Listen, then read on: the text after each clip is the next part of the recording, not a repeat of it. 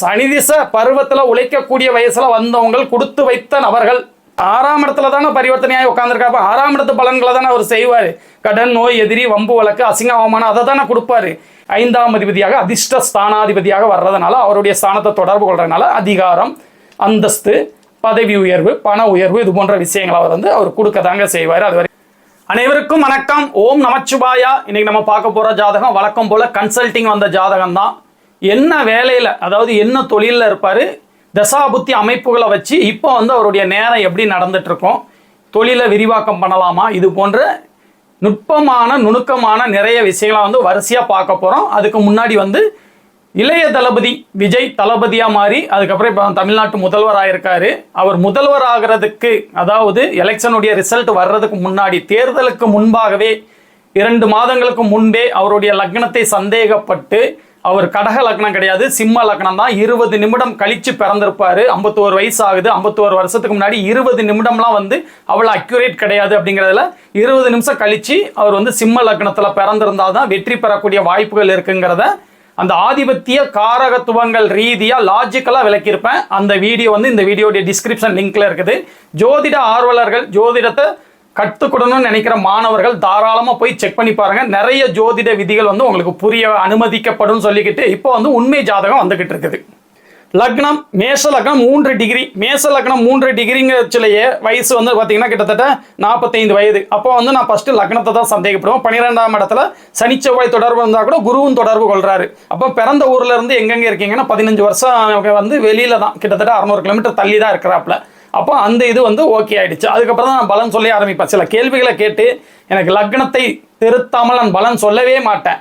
சும்மா வாய்க்கு வந்ததை அடிச்சு விடுறது ஜோதிடம் கிடையாதுங்க. லக்னத்தை உறுதிப்படுத்தணுங்க. அதே மாதிரி நீங்களும் ஒரு ஜோதிடரை மனிதனாக தான் கருதணுமே ஒழிய கடவுள் ஆகக்கூடாது.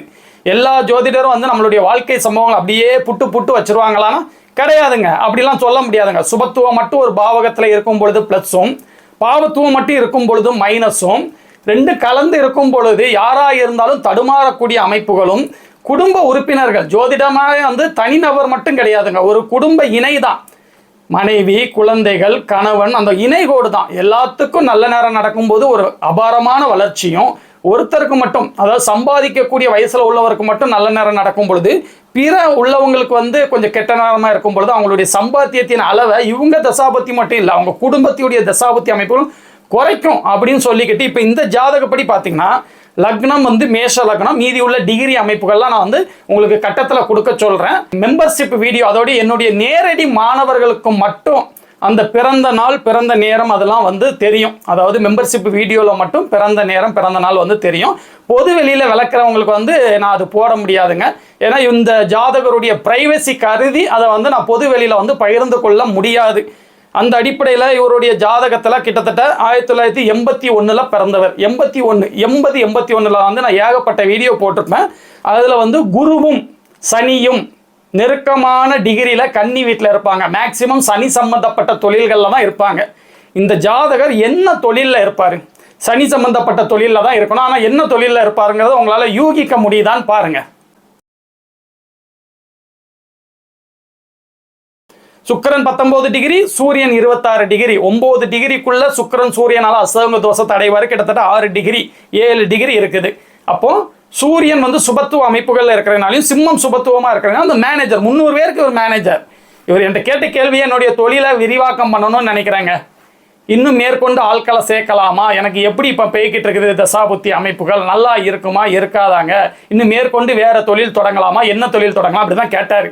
அப்போ நான் என்ன சொன்னேன்னா, சனி தான் உங்களுக்கு சுபத்துவமான கிரகம். அப்போ சனி சுபத்துவமான கிரகமாக இருக்கும் பொழுது சனி சம்பந்தப்பட்ட துறைகள் தான் உங்களுக்கு நல்லா இருக்கும். இப்போ நீங்கள் சொல்கிற துறையே தசாபுத்தி அமைப்புகளை வச்சு தான் உங்களுக்கு நான் பலன் சொல்ல முடியும். இப்போ உங்களுக்கு நடந்துட்டு இருக்கிறது குரு தசை நடந்துகிட்டு இருக்குது. சனி திசை நடந்தவங்க கொடுத்து வச்சவங்க, சனி திசை பருவத்தில் உழைக்கக்கூடிய வயசுல வந்தவங்க கொடுத்து வைத்த நபர்கள். ஏன்னா சனி சுபத்துவம், என்ன இருந்தாலும் குரு பாவத்துவம், என்ன இருந்தாலும் பாவத்துவம். 9ஆம் அதிபதியாக இருக்கட்டும், பாக்யாதிபதியாக இருக்கட்டும், என்ன இருந்தாலும் அவர் பாவத்துவமாகி அவருடைய விரையாதிபதியாகவும் ஆகி விரயஸ்தானத்தோட தொடர்பில் இருக்கும் பொழுது தேவையில்லாமல் தொழில் விரிவாக்கம் பண்ணுறேன்னு சொல்லி இந்த மாதிரி நேரங்களில் தொழிலை விரிவாக்கி கடன் வாங்கினீங்கன்னா மாட்டிக்கிடுவீங்கன்னு சொல்லும் பொழுதும், அதே மாதிரி பார்த்தீங்கன்னா உங்களுக்கு இப்போ கரண்டில் குரு திசையில புதன் புத்தி நடந்துட்டு இருக்குது. புதன் 6ஆம் அதிபதியாக வரக்கூடியவர், 6ஆம் இடத்துக்கு கோணத்துல தான் அவர் இருக்கிறாரு. குருவுடைய 16 டிகிரி பார்வை வாங்கினாலும் மேச லக்னத்துக்கு அவர் நல்லது செய்கிறவர் கிடையாதுங்க. குருவுடைய நெருக்கமான டிகிரி பார்வையை அவர் பெறலைங்கிறத இங்கே பார்க்கணும். அப்போ இந்த புதன் புத்தியில் நல்லா இருக்காதுன்னு சொல்லும் பொழுது, நான் ஏற்கனவே நிறைய பேர்த்திட்ட வந்து லோனு இந்த மாதிரி விஷயங்கள்லாம் சொந்த பந்தங்களுக்குலாம் நான் சொல்லியிருந்தேன். சொந்த பந்தம், நட்பு இந்த மாதிரி விஷயங்களுக்கு, ஏன்னா அந்த விரயஸ்தானமும் 6ஆம் இடமும் கனெக்ட் ஆகிறதுனால அடுத்தவங்களுக்கு கடன் வாங்கி கொடுக்கறது, தொழிலை விரிவாக்குறது, நண்பர்களை நம்பி பணம் கொடுக்குறது, இந்த மாதிரி பண்ணாதீங்கன்னு சொல்லும் பொழுது கிட்டத்தட்ட ஒரு 2 வருஷமாகவே நான் எல்லா பணமும் எனக்கு போயிடுச்சுங்க, கொடுத்த பணம் எதுவுமே ரிட்டர்ன் ஆக மாட்டேங்குங்காரு.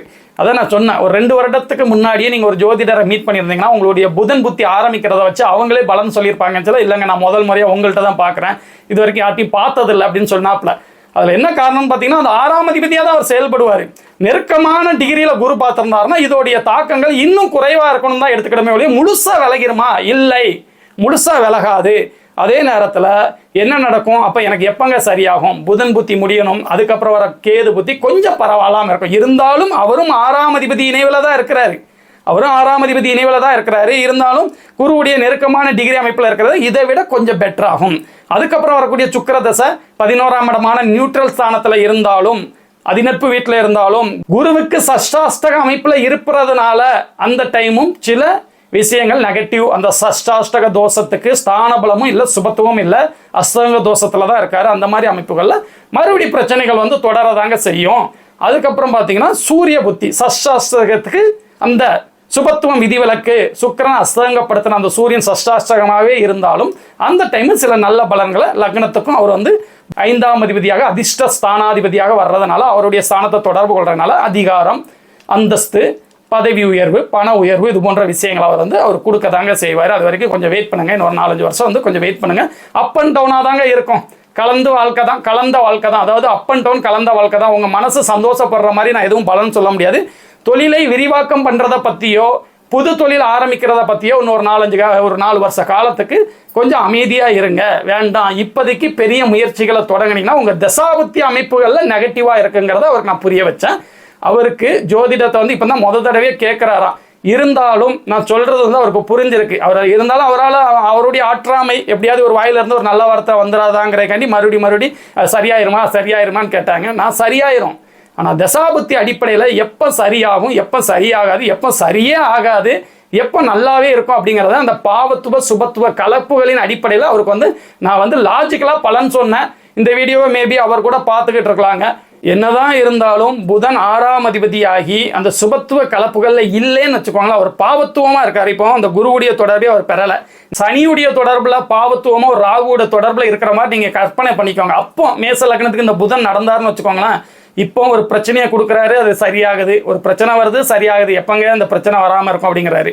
அந்த சரியாகிறதுக்கு காரணம் முதலில் பாவத்துவம் பிறகு சுபத்துவங்கிற அந்த குருவுடைய தொடர்பு தான். அதுவும் நெருக்கமான டிகிரி அமைப்புகளில் இருந்தால் இன்னும் கொஞ்சம் நல்லா இருக்குங்க.